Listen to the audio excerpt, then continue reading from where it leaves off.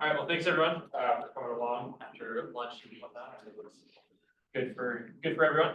So again, my name is Larsen. I'm a PhD candidate at the University of Southern California. Today I'll be presenting my paper with my advisor, David, looking at how information signals generated by language models in the context of search can impact sponsored search options. Now, just so we're all on the same page in terms of the context, I'm going to click on this and it's not going to click. There we go. So the context I'm going to be studying is going to be search advertising on search engines. So if you go onto a platform like Google and you type in a query running shoes with no laces, at times you may get a sponsored link at the top of the page, an advertisement. Example from Nike. Now, prior to potentially showing this advertisement to the consumer, to you if you type in this query, the platform deals with a very fundamental problem because it needs to actually understand what it is you're looking for with the search query that you typed in. So it needs to interpret and somehow understand what running shoes with no laces means, and then use that information to help identify who are potentially relevant advertisers to show to you. To do this, platforms predominantly rely on natural language processing algorithms. So these algorithms are going to take these queries as input, and they're going to output information that helps the platform identify who is potentially relevant or irrelevant to a given advertising opportunity. Those advertisers are then going to be allocated into the auction to compete in the auction for the advertising space, and advertisements are potentially shown. Now, unsurprisingly, in recent years, we've seen significant improvement in the quality of natural language processing algorithms, in particular with large language models. These models, predominantly based off of transformers, have done a really good job of improving our ability to interact with text. And so within the context of search, these models can be used by a search engine to do a better job of understanding what a consumer search query is about, and then use this information to ultimately identify who are potentially relevant or irrelevant advertisers. So it can affect this matching process for the advertising opportunities. Now, the big innovation with large language models is their ability to understand contextual information. And so we can think about context as basically linguistic modifier information that helps, express more intent within a given search query. And so just to kind of give an example of, what context is and why it matters, if we think about these two sentences, the mouse is broken versus the mouse is injured, both of these sound quite similar, right? They're both talking about mice. However, the contextual information of is broken versus is injured implies that there's different types of mice being talked about here, right? So the mouse is broken seems to be related to something more like computer mice, while the mouse is injured is maybe something more related to vets or rodents. And so, from a platform's perspective, doing a better job of understanding this contextual information can change its interpretation of these queries. And so this can potentially impact the advertisers that are matched to these auctions, who is competing for the advertising opportunities. Now, the academic challenge here is that we don't have a strong empirical or somewhat theoretical understanding of what's going to happen when a platform is going to improve the information set that it has available to it to match advertisers to these advertising opportunities. And so for this project, we're going to be thinking about looking at changes to the number of bidders that are competing in advertising auctions, as well as the prices, as these are generally important measures for advertisers in terms of how competitive are these markets and how expensive is my advertising that I'm paying for in this market. When we think about this information, this contextual information being provided to the platform, and we think about the number of bidders, a sort of straw man reasoning could imagine different sort of outcomes. One in which this new information, this new contextual information, could lead to a sort of market expansion story, where maybe I understood the query and missed out on relevant advertisers, and so we could actually see an increase in the number of bidders being allocated and deemed relevant to a given search query. On the other hand, and this is maybe what your prior would kind of favor, you can imagine a more market segmentation type story where this new information could remove irrelevant advertisers, and we see thinner markets, but with advertisers that are generally more relevant to the given query. When we think about shifts in the prices, these underlying shifts in the number of bidders ultimately are going to put upwards or downwards pressure on price. So more bidders competing in these auctions generally going to increase price. Fewer bidders generally going to soften price. existing literature thinking about targeting technology oftentimes finds that improvements to the quality of targeting technology is going to sometimes lead to more market segmentation type effects with lower prices. So this is sort of what my reason could occur. The additional complexity component that we have to deal with within sponsored search is this relevancy score feature, and this is going to be kind of the focus within the talk. And I'll get into more of the specifics, but in general, when an advertiser is deemed more relevant to a given auction or to a given advertising opportunity, they're generally rewarded with lower final prices. So again, I'll get into more of the specifics later on, but this is ultimately another mechanism that can put downwards pressure on the prices that advertisers pay for their advertising opportunities. So all this is to highlight, so the LLMs should also inform organic search results, right? Sure. So how do you think in this context, like if organic matching is better, can it happen that actually I don't advertise because I'm capable of going first rank? So are you thinking that advertisers, in response to, say, potential improvements in organic rank, may, stop advertising? Yeah, we could think of that as, one potential mechanism that could, potentially lead to fewer bidders competing in these auctions and lower prices that people will substitute out. Should we be thinking of kind of LLMs as being revolutionary in terms of search? So I guess, you think of like LLMs and be quite large, think of like BERT that preceded it, you think of like doc-to-vec or other ways that we could look to embed this information. Yeah. Like, why do we feel like this is kind of like a seismic change as opposed to like, we've just had maybe like linear improvements and just like constant improvement in Google search quality? Yeah, well, so I think, if you look at the number of citations on the transformer paper, I think it's a testament to how revolutionary the transformer architecture was. I think it's over 110,000 citations, and it came out in 2017. Part of why we're going to be looking at getting ahead to the empirical introduction first is, we can think of the use of transformers as kind of a big shift, so just empirically to test changes. The other thing is that, and what I'll be kind of highlighting is that I want to be thinking about particular types of information that these models are learning, and that transformers are starting to learn new information, and that's what's making them such a big deal. Why large language models are so meaningful. It is an evolutionary change and not an evolutionary change. You'll probably get null effects. You're saying, like, if it's just a small incremental. Improving all the time. Right. Google search has been improving all the time. So this is just another manifestation of being able to read people's inquiries. Therefore, it's more of an evolutionary change and not an evolutionary change, and therefore you probably won't see a significant difference. Well, so what I'm going to be thinking about theoretically is, if a platform is using an interpretation algorithm, just an algorithm, whether it's doc-to-vec, word-to-vec, LDA, BERT, or GPT-based model, we're going to be thinking about how does the quality or improvements in the quality of the algorithm affect the market. So just thinking about, I guess the evolution of these interpretation algorithms, how they're going to affect the market, in particular the matching processes. So, other questions? Sorry. Maybe one other potential follow-up on what Dante mentioned. Do we think that the supply of impressions might change as a result of this? And maybe there are a couple ways, right? You could directly substitute away from Google search because you think ChatGPT can give you answers better. Or alternatively, if the quality of those responses is going up, then instead of making like 3 searches whereby I refine my search each time, I search once, I get exactly the information that I need, and therefore, I've done less searches than I did previously. Yeah, so I don't have it in the presentation. We do have some results looking at changes in like search behavior. At least in the short term, we don't see significant changes, although there is some empirical evidence from other work that over time, as the after an algorithm change, over time, consumer search queries do start to change. But it's kind of a bit of a learning process. It's going to take longer. This project is going to try to focus on more instantaneous short-term effects.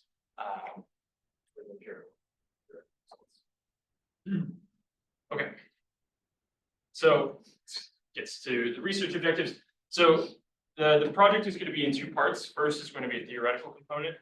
And what we're going to ask with this part is how does the quality or how does improvements to the quality of a platform's interpretation algorithm affect short-term sponsored search market competition currency? And so this is going to be a partial equilibrium model. We're just going to be trying to focus on thinking about what happens on the platform side, holding other things fixed. Empirically, we're then going to try and validate the predictions of the model by looking at how the introduction of BERT to Google search engine platform impacted the number of auction bidders and average CPC for search queries.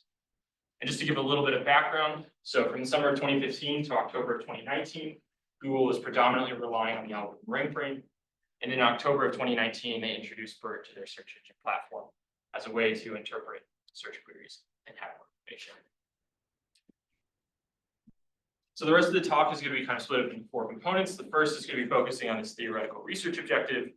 The next three components are going to be focusing on empirical. Before I get into more of the specifics, I just want to kind of give a preview of what the theoretical results are going to be. So the proposed mechanism is going to be that improvements in a platform's interpretation algorithm is going to help it generate more informative signals about the data type of a given query. In sort of plain English, what it's saying is that a better algorithm is doing a better job of understanding what a query is exactly about.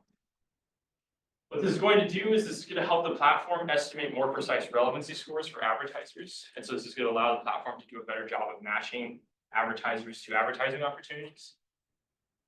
And an interesting consequence of this matching process is that prices can actually fall even though there's on average more bidders competing for the advertising opportunities.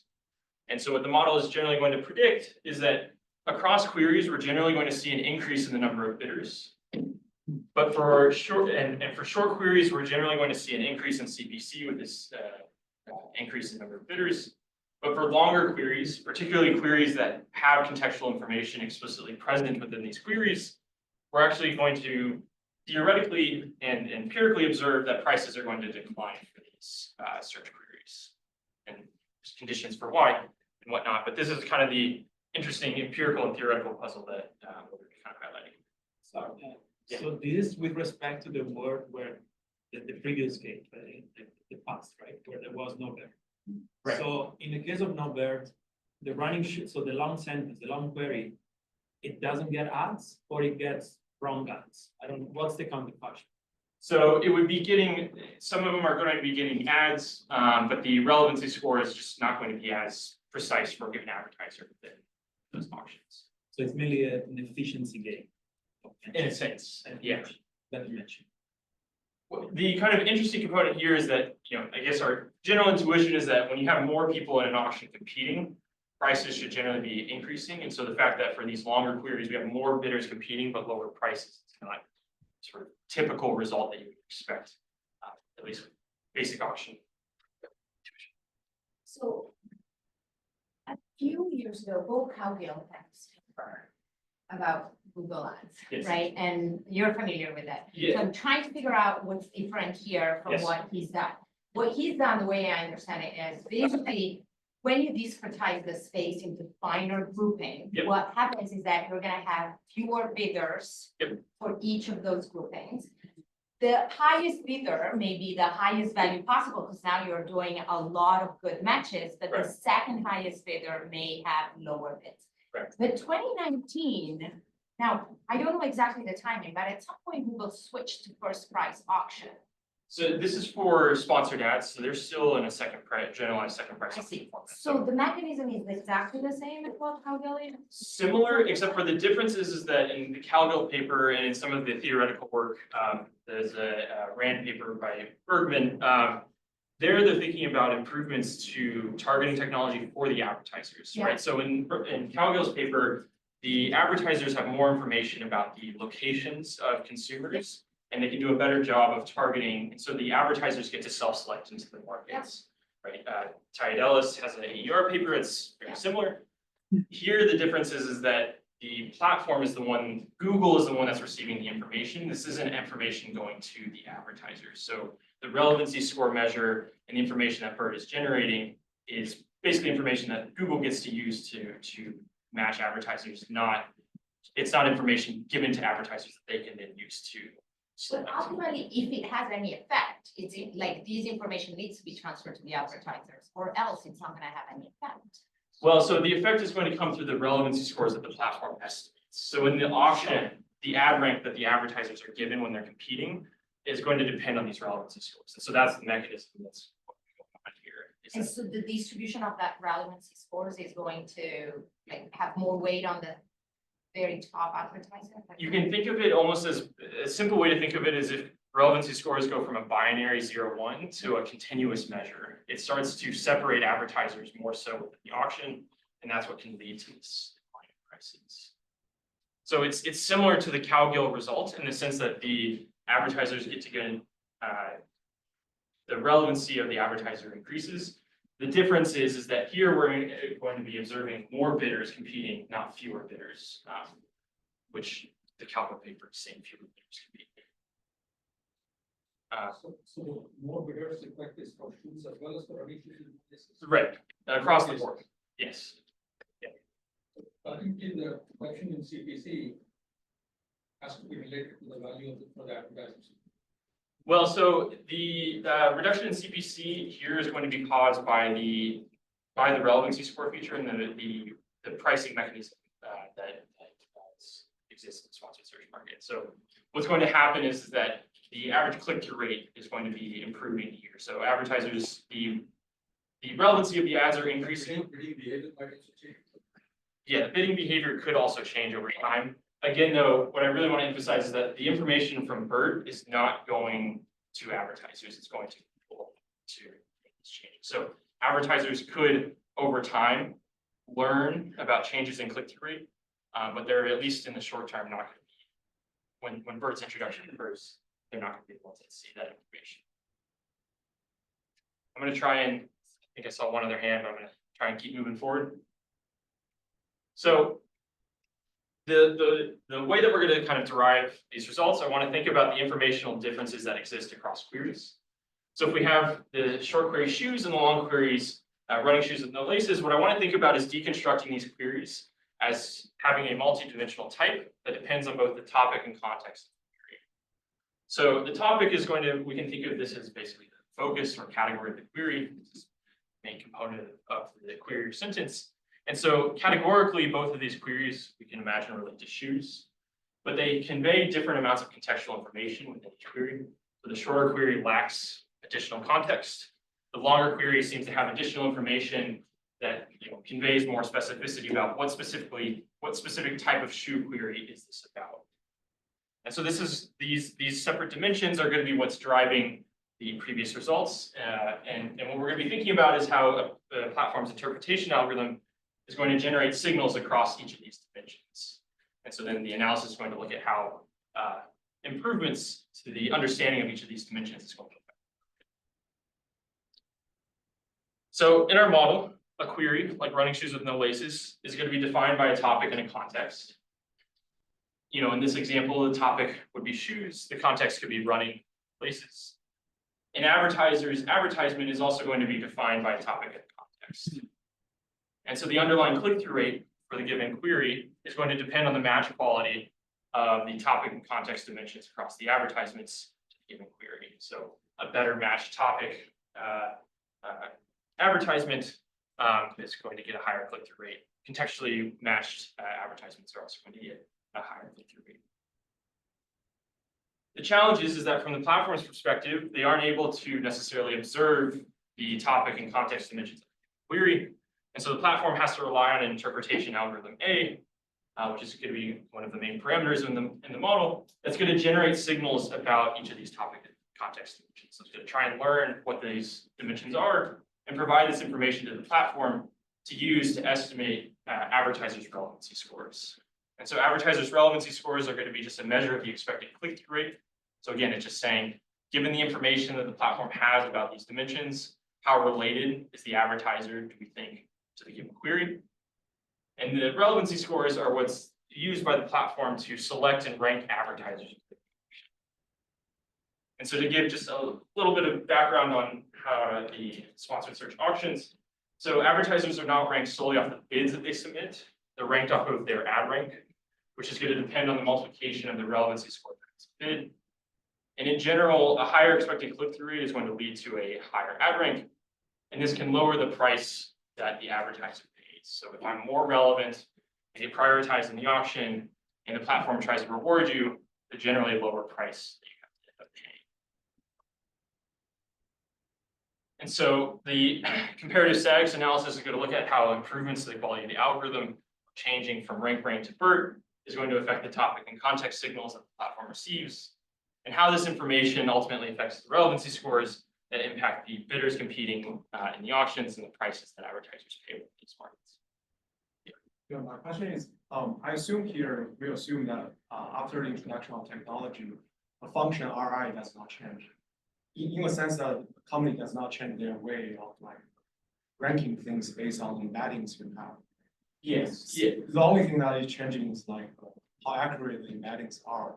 And if I understand correctly, so do you feel that's like something that is a little bit strong, or however, if I have more accurate signal, I can just rely on more, or I can change my ranking algorithm a little bit indulgently based on firm decision.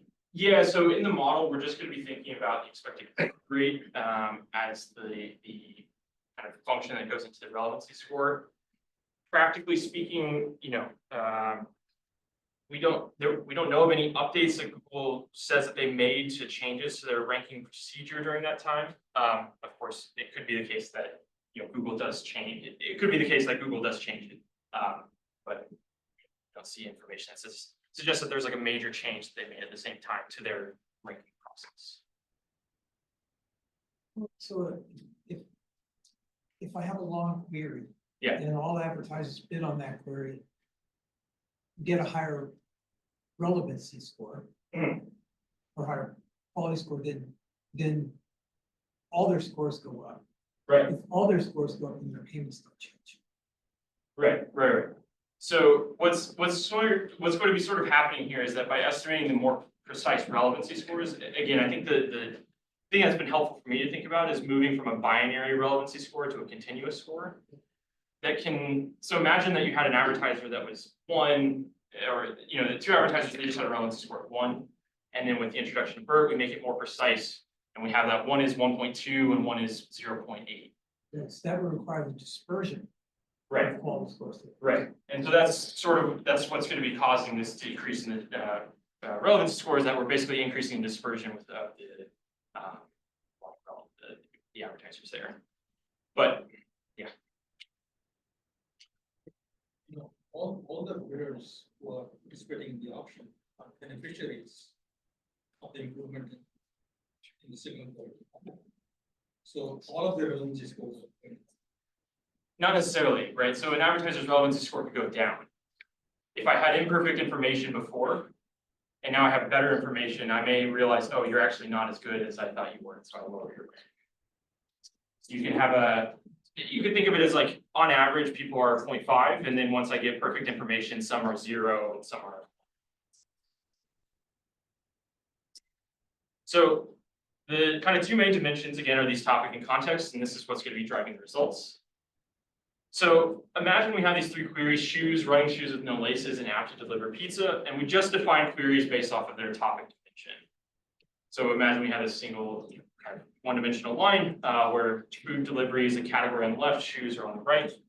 So the uninformed prior puts these queries right in the middle of the line. Right? The platform isn't able to differentiate or understand what these queries, what the category of these queries are about. When the platform starts to use an algorithm, let's say like Doc2Vec, it improves its posterior beliefs about what these queries are about and moves these queries towards the correct topical categories. When we improve the quality of the interpretation algorithm, so we start to use an algorithm like BERT, we're incrementally moving the, again, the posterior beliefs of the platform. And what this ultimately allows the platform to do is improve its ability to categorize these queries. So we're doing a better job of putting queries in the right buckets that they live in.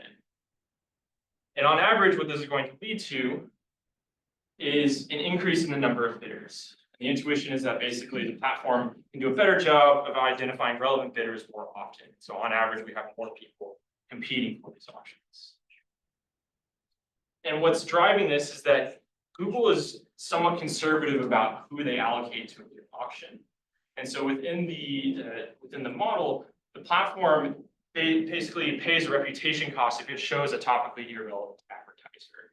So this is what's going to be driving or sort of hindering the platform from just simply throwing everyone into the auction, just letting everyone compete like it's a display ad auction. This is what's going to be holding them back and limiting how many advertisers are allocated. And so when the platform improves its topic signals, this helps get more relevant advertisers identified more often. So it's in a sense increasing the matching likelihood to a given query. Now, the context dimension, which is kind of this second dimension that I'm introducing. Oh, sorry, yes, go ahead. Yeah. If we didn't have that constraint. Yeah. Equilibrium, would we end up with highly irrelevant stuff winning the auction?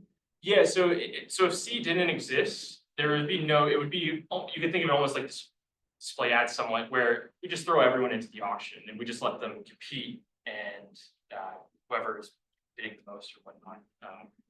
Yeah, it's so fine. I guess this might be like a super naive question. I'm just trying to think about like what this sort of scenario would be where the auction winner, the auction is why you would end up with that weird outcome auction.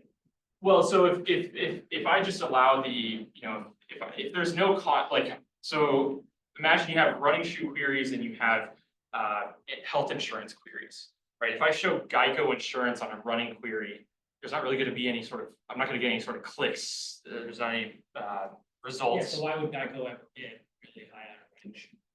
Oh, I see. So I should have mentioned, this is a pay-per-click market. And so for Geico, it loses nothing if it just doesn't get a click. Okay. Right.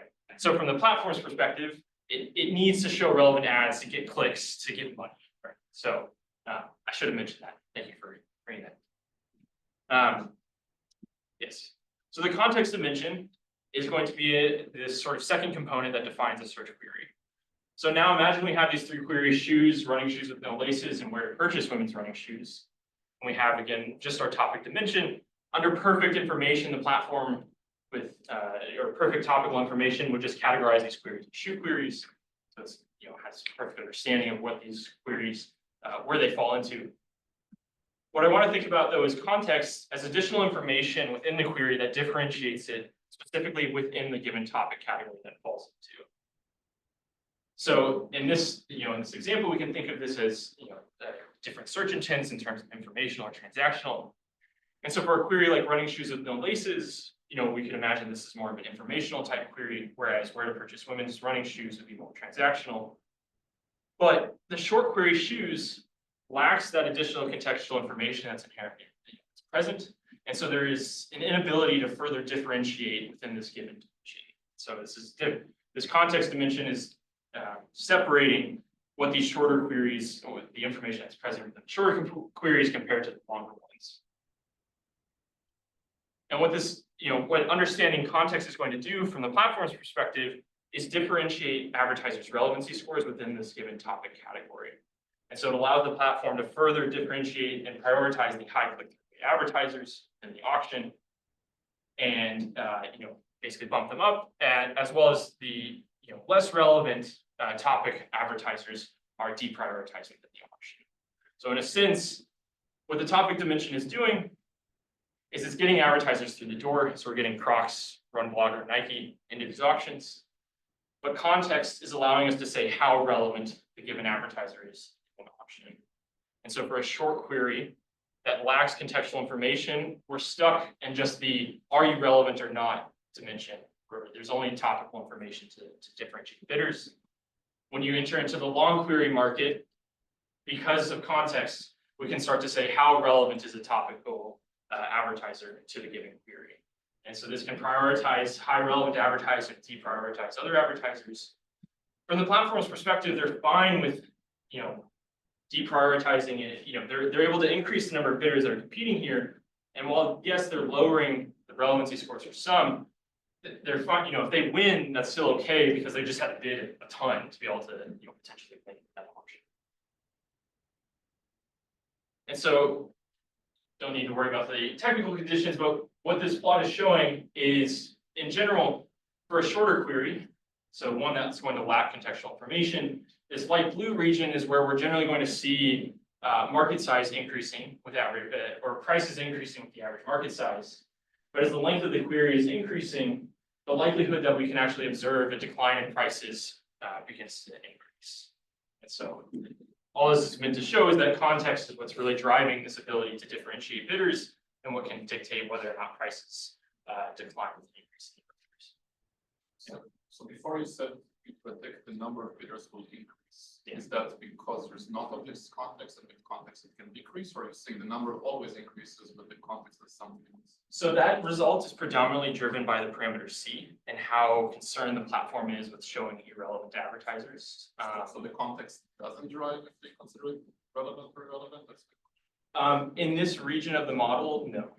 But in other regions of the model, if you lower the cost C, it can start to affect the number of bidders. So So what does the relevance do in this thing? the relevance within here. So in the previous slide, right, Yes. there's a context thing that says high relevance, low relevance. It doesn't affect the number of bidders. That's what you're saying, right? Right, so what this is saying is that the topic dimension is what's driving the number of bidders. Right. So once you're in the door, you've been selected, you're eligible to compete. But when context is present, now I can start to say, okay, yeah, you're relevant, but you're not that relevant, or yeah, you're relevant and you're actually extremely relevant. So I really want to prioritize you in the auction. This depends a lot on the click model, right? Right. Because even low relevance advertisers would feel I can always advertise and nobody clicks on it, it's great there. Right. So this is the decline of, If they were to pay by exposure, right. then they will not show up. Right, yes, and so this decline in prices, even though there's more bidders competing, is a function of this relevancy score feature and the fact that this is a pay-per-click market, and this relevancy feature within it. So, just to summarize the primary model prediction, so for a short query, which lacks context, there's an inability to further differentiate bidders within these auctions, and so we're going to generally expect that prices are going to increase with the number of bidders. While longer queries, because they contain context, we can further differentiate topically relevant bidders based off of the contextual information that's present. And this can lead to lower prices even though there's more bidders competing. Ultimately, the platform though can make more money because the higher relevant advertisers are expected to have a higher click-through rate. So the platform is able to make more money off of an increase in clicks. Now, about 10 minutes, go through it quickly. So now we're getting into the empirical section of the paper. Very quickly, just to go through the data. So we're going to empirically test these the predictions of the model by collecting data from SEMrush, which is a digital marketing data collection agency for about 12,000 queries. The panel data set is going to look like this. So for a query, let's say running shoes, for a given month, we're going to have two main measures of CPC and competition score. CPC is the average price that advertisers paid when an advertisement was clicked on, and competition score is a measure of the number of bidders competing with query auctions. And so from January of 2018 to February of 2020, we're going to have these observations for each query. One thing to note is that queries can have zero CPC and zero competition score, so we can observe basically queries that don't have advertisements being shown. Now, for identification, we're going to use two different methods. For the sake of the presentation, I'm just going to focus on the first one, just quick and easier to present. But quickly, I'll just highlight the second identification. The idea is going to be that we're going to use the grammatical properties of queries as a way to create a treatment intensity measurement to identify which queries should be more or less affected by the introduction of BERT, and use that variation to pin down its introduction. The first identification that I'm going to be presenting for the rest of the talk is just going to be year-over-year difference. And the idea here is that for a given query, we're going to take an 8-month window from July of 2019 to February of 2020. We're going to define this window as the treated unit. And we're gonna compare those outcomes for the given query to the same year window in the previous, or the same months in the previous year window. And since BERT was introduced in October of 2019, we're taking a difference in the July through October months and then comparing those to the differences between the November through February months. Now, when we estimate this model, what we're going to include our query fixed effects, month of year fixed effects, and year window fixed effects. In a sense, this is allowing us to predominantly control for seasonality within this effect estimate. In beta 1, here is going to be the incremental impact of the introduction of BERT on the outcomes Y, which are going to be CPC and competition score in those post-period months. Questions, concerns? Okay. So we'll get back to testing the predictions by 8 minutes. So to test our predictions, what we're going to do is we're going to bucket queries based off of the length of the query.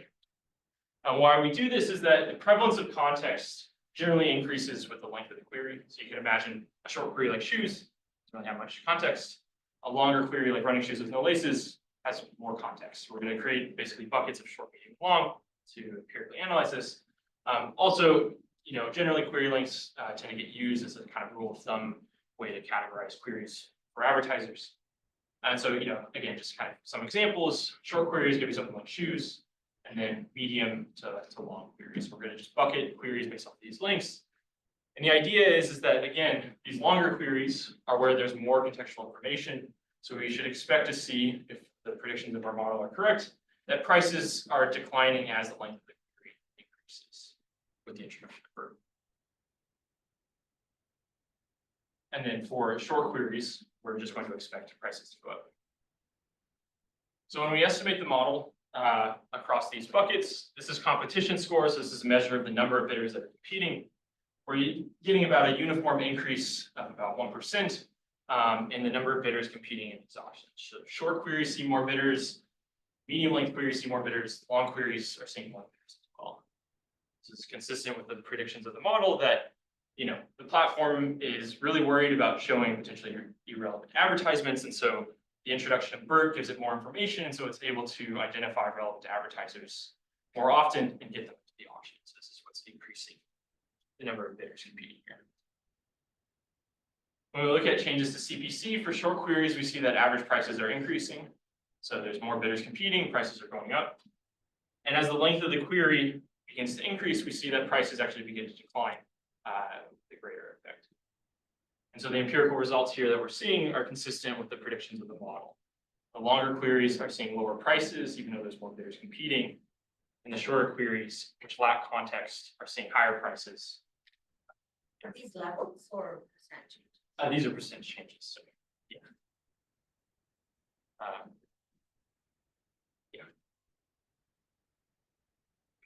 Just a few minutes.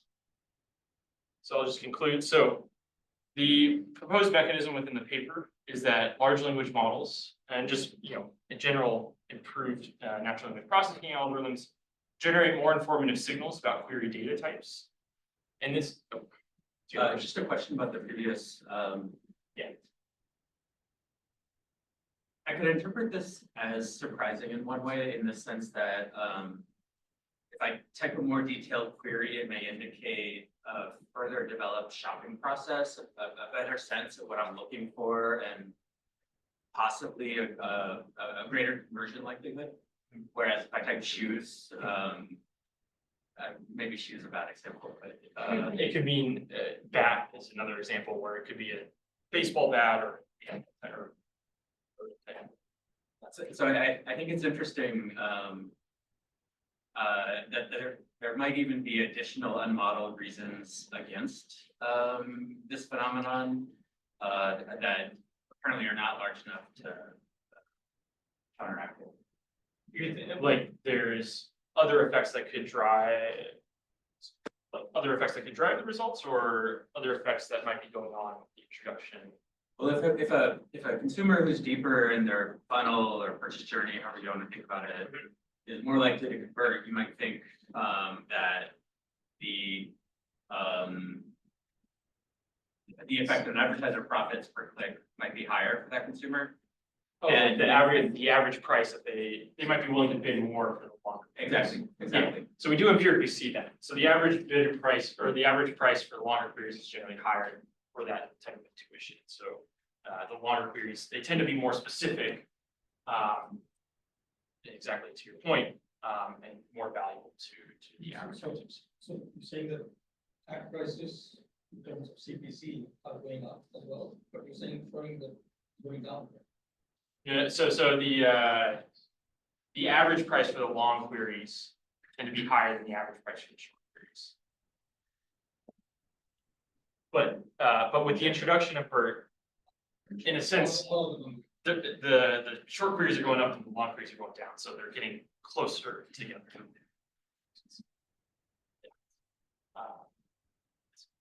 Do you by any chance observe like what are the keywords that advertisers are bidding on? Are those changing simultaneously? Yeah, so kind of side evidence, we've looked at analyzed like a sponsored search campaign and take this evidence how you will. A lot of the advertisements advertisers tend to show on are for queries that are being matched to. And so at least in this one sponsored campaign that we were looking at, the advertiser is targeting about 400 queries and ended up showing up on about 40,000. And so the proportion of the ads that they're actually, or the queries that they're targeting versus the ones that they're being matched to is generally much, much larger. So Google has a lot of freedom in terms of those matching process. Just like out of curiosity, so Google has autocomplete, right? So if someone starts searching, was it introduced before or after? Like was the BERT update with? From the update, no, it wasn't with the autocomplete component. It was for the ranking team they have. Sorry. Does the sum of data have like active clicks? No, so we aren't able to, so one of the predictions of the model is that, right, for the platform to offset these decline in prices, we're expecting there to be an increase in click-through rate. Otherwise, Google's basically losing money. Makes sense for a company like Google. So, cool. Well, got about 30 seconds. So just quickly summarizing. So the idea is just that, improvements to natural language processing algorithms are helping platforms do a better job of understanding what a query is about. And this is helping the platform estimate more precise relevancy scores. And when we think about context as distinct information from a query's topic, what this can lead to is an interesting outcome where we see lower prices in markets where there's more bidders competing. And as a byproduct of the platform being able to prioritize those high click-through rate, high relevant advertisers and deprioritize the less relevant advertisers. With that, I will stop and hand over talk to.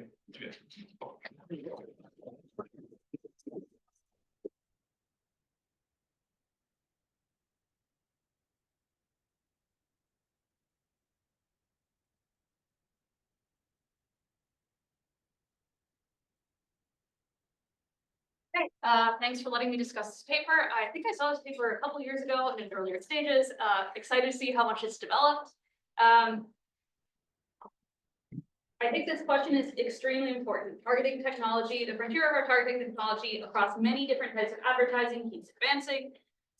This paper looks at the introduction of BERT to improve Google's sponsored search market, but you can think that this is happening in basically every kind of digital ad market today. Yesterday we saw how much of many types of platforms revenues depend on search advertising. And so I think this is a really nice lab to think about how this might affect ad markets broadly. Okay, here's how I think about the market for sponsored search ads. And it's after lunch, so there's no math in these slides, okay? So you have two consumers. You have Walter. Walter really wants a Paw Patrol life vest.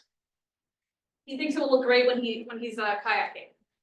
Jessica wants to keep her dog safe, and so she's going to buy a life jacket for her dog. Now, what queries will they actually type into Google when they're engaging in this search?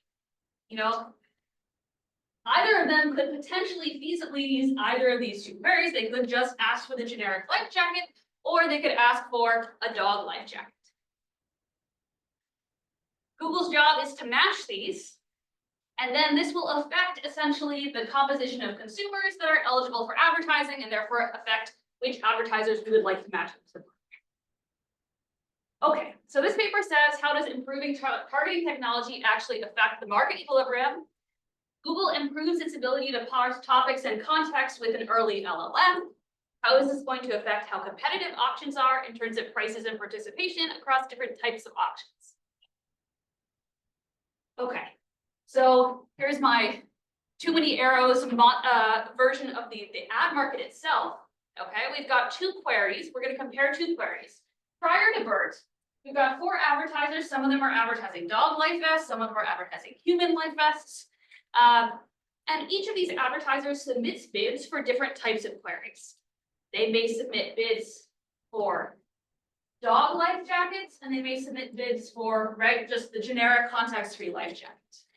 What Google does is they think, okay, for people who type life jacket, I am going to, based on the valuations of the advertisers, which are reflected in their bids in the second price auction, and on my predictions of relevance, I'll display firms A, B, and D on the life jacket query, and I'll show just firm C on the dog life jacket. What is going to change when we introduce BERT? Well, how the paper thinks about this is that nobody would type life jacket into Google if they're actually searching for a life jacket for the dog. They would type in dog life jacket. And of course, it's possible that, Walter will type dog life jacket looking for an adult life jacket, but probably people are going to, we're going to learn with the use of these LLMs in parsing text, the typical context associated with typical word use. Okay, so what happens after we have BERT? Well, maybe the dog life jacket drops out of the auction for life jacket because I now know that this is no longer that relevant. So it's not the case that I'm necessarily going to have more participants in every auction. But given the bids, I'm likely now going to be more sure that Google is more sure that both dog life jackets are relevant for the query dog life jacket and include both of these in the ad auction. This means I should see an increase in participation in this auction. I'm actually not sure what's going on in this first auction. This is going to bring me to my first question about the paper. I was still very stuck as to the intuition as to, I read a bunch of times, why is it that these context-free markets see this increase in participation? Of course, if there's an increase in participation, we expect there to also be a corresponding increase in prices just through competition.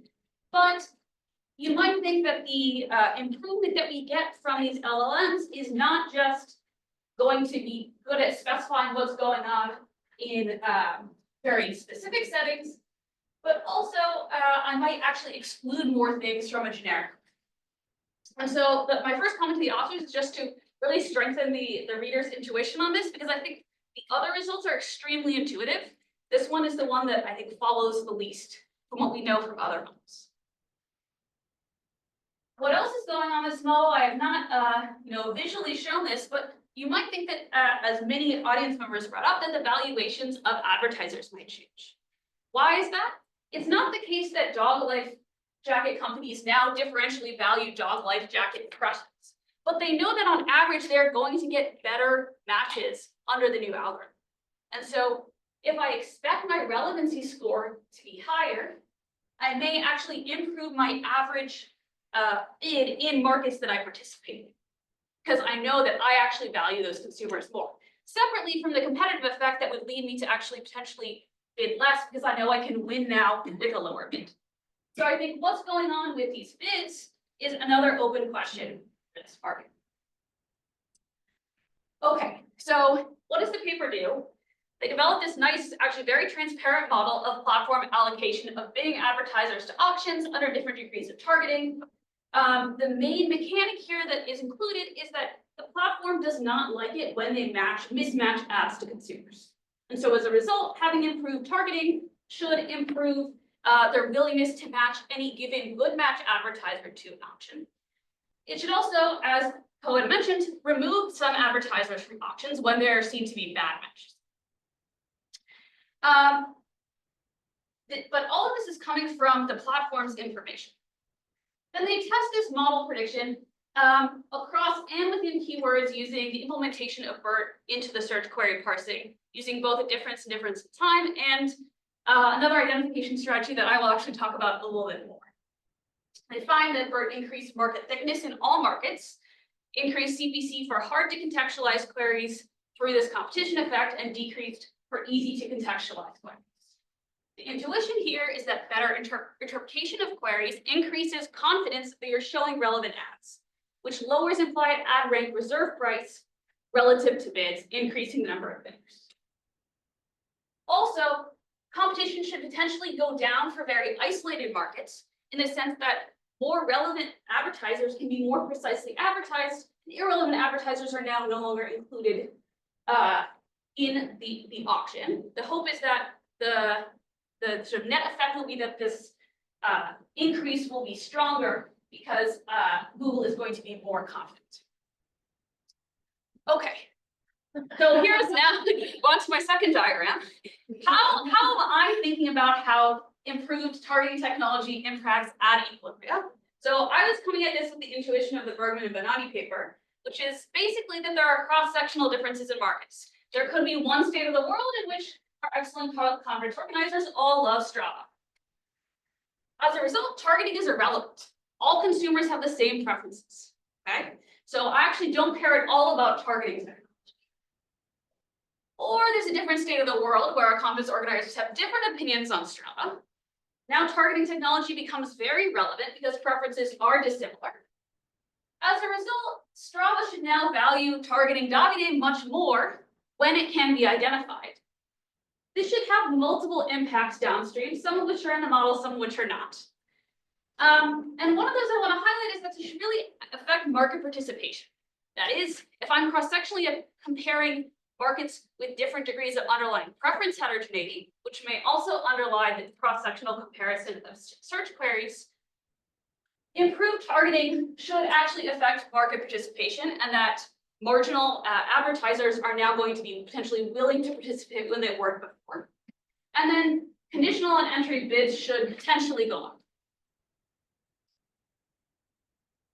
And so I think the paper can benefit a little bit from, not necessarily, I'm not going to suggest you write a new model. What I'm going to suggest is that you clarify a little bit of your thinking about how information works here and what is the role of entry or bid changes, even if you're not going to change the model.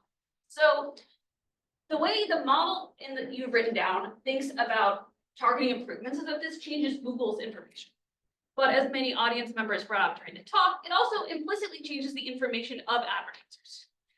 So I think this just muddies a little bit the interpretation of the empirical results because we can't say for sure, is this about, let's say, Google's risk aversion over showing mismatched ads, or is this about advertisers appreciating the improved match?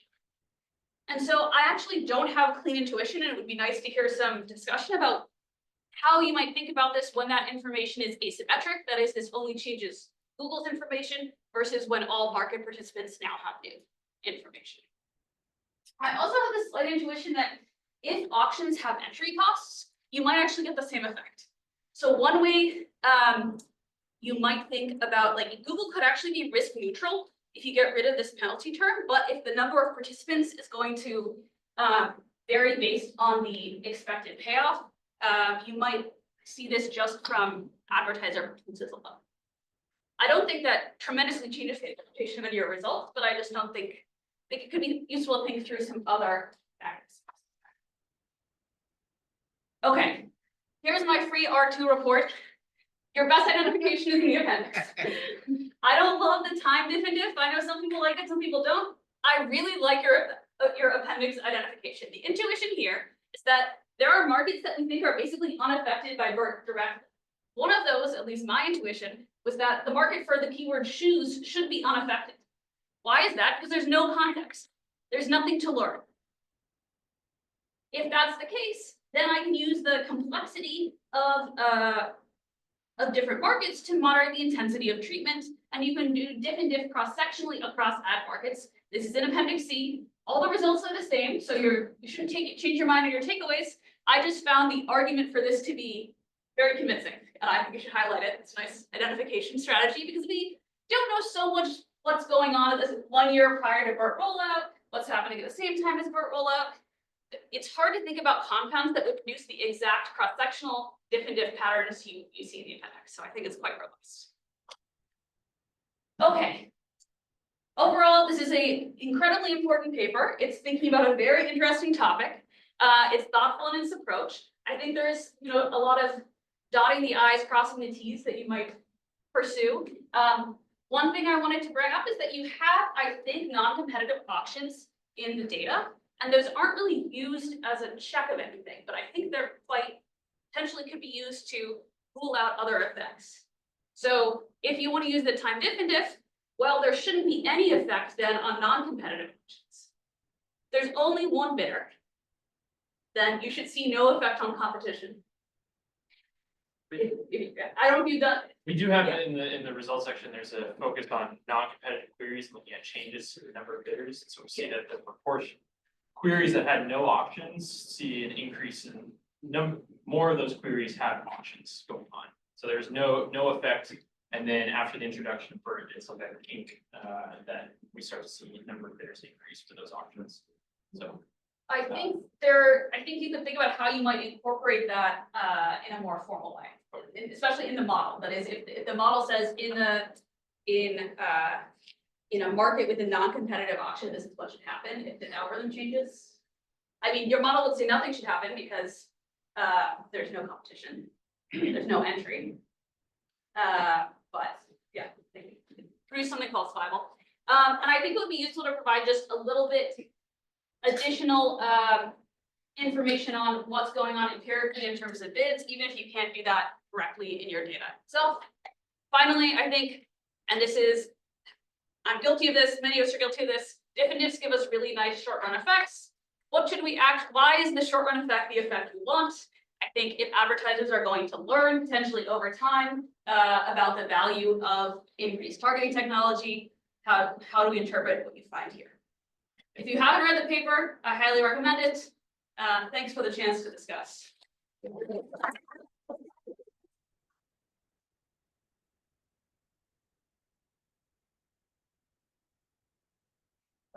Yeah, yes. Sure.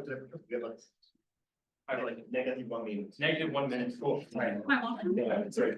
Well, thank you for all the comments. I wrote down a lot of them. I think You have time. you're scaring me now. Scaring me. Yeah, I think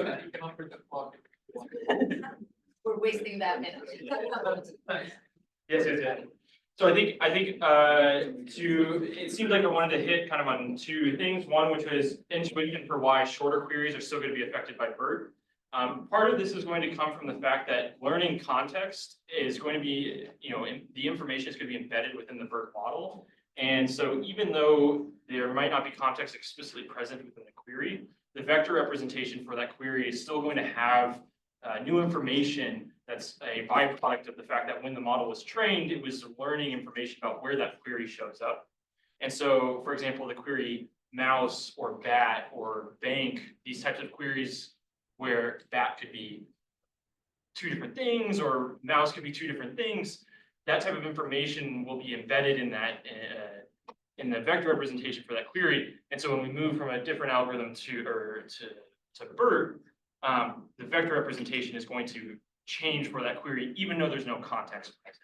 And so another example is a very classic from Word to Vec paper is that you have this these semantic relationships where king minus man plus woman equals queen. And so it's learning these semantic relationships between these single words, even though there isn't contextual information within the word king to necessarily tell us that it's explicitly related to queen. So it's just learned information that's embedded in the vector space. So that's where the shorter queries are going to be affected. And then I think the second point is thinking about, particularly for advertisers, if they change their targeting or change their bids. And I agree with a lot of the intuition and the predictions that you have.